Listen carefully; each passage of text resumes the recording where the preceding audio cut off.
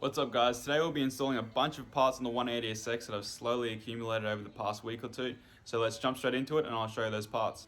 Actually, before we dive into all that, I'll just give you guys a quick rundown on what's been happening since the last video, which was the wiring loom install in the engine bay, which is all this sort of stuff. I ended up buying a battery, brand new one, and I hooked it up obviously, and surprisingly it turned over, which I was not expecting. I am crap at electrical and I'm surprised it even worked. Because what I had to do was, these two plugs here didn't want to match up because this engine bay loom was an S13 engine bay loom and this engine is out of a 180sx. So there's slight differences in the plugs I found. So what I did was, the off-cut one is over here. So that's the plug that I had to chop off, which wouldn't plug into my S13 engine bay loom. I just lopped it off and I soldered the wires on and now it plugs in. And yeah, it turned over. I'll drop that video in right now. Ready?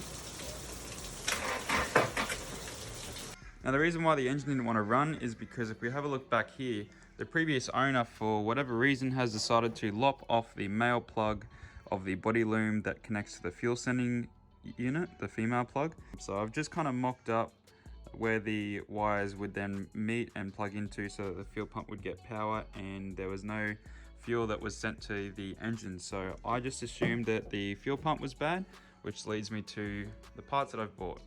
In this white box over here from Pro Speed Racing is an AEM 340 liters per hour E85 compatible fuel pump.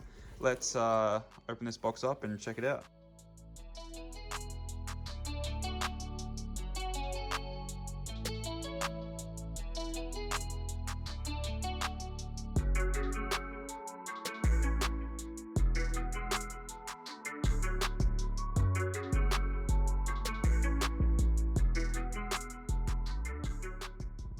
Okay, so we just went ahead and opened up the AEM E85 compatible pump for the 180. Some really cool points to note that I have written on the back of the box here is that every single pump is tested and rated at its flow capacity of 40 psi, as well as the outer diameter of this pump is 39 millimeters, which suits most applications. Another thing about this AEM box is they have a cool design on the back which shows all the dimensions, which is really handy if you're thinking of putting this into another car, which they haven't added into the description that it fits. So it's really cool. I managed to pick this up for $130, which is a no-brainer considering the genuine Nissan pumps would go for twice as much as that. They don't flow at a rate of 340 liters per hour and aren't E85 compatible, so I don't see why you wouldn't. I'll leave a description in the link below. I'll leave a link in the description below to prospeedracing.com.au, which is where you can pick this up. Now for a quick rundown on some other parts that I've bought. As you can see, this is an R200 diff with 5-bolt stub axles, and it's to suit an S13 as it has 1, 2, 3, 4 mounting bolts on the diff hat.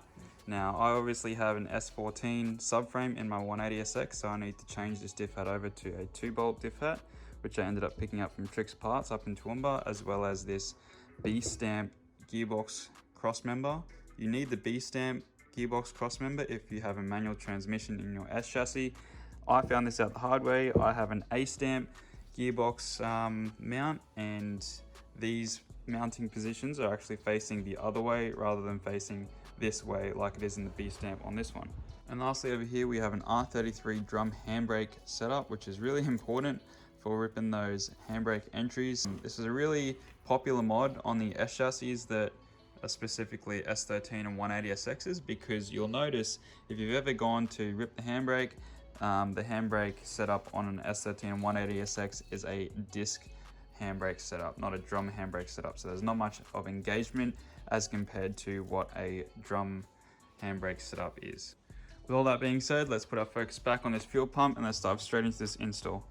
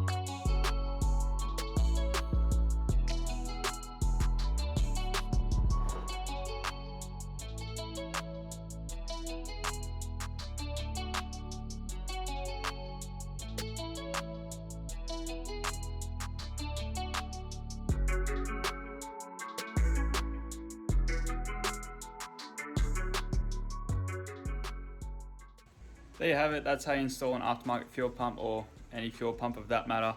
Super easy. AEM choice of fuel pump, highly recommend. Also too, Pro Speed Racing shipping was really fast. So yeah, now I'm going to get into installing the other stuff, so the R33 drum handbrake, which you'll see on the next video. So yeah, I'll see you guys on the next one.